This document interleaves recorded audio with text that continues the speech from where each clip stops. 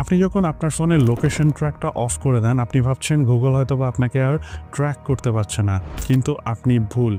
Google তার চেয়েও বেশি চালাক। তারা শুধুমাত্র জিপিএস এর উপর নির্ভর করে না। গুগল আপনার ওয়াইফাই নেটওয়ার্ক, আপনার সেলুলার ডাটার নেটওয়ার্ক, আপনার ব্রাউজিং হিস্টোরি, এমনকি আপনার কল পর্যন্ত ট্র্যাকিং করে থাকে। ধরুন আপনি একটা ক্যাফেতে বসে আছেন, সেখানে ওয়াইফাই ইউজ করছেন।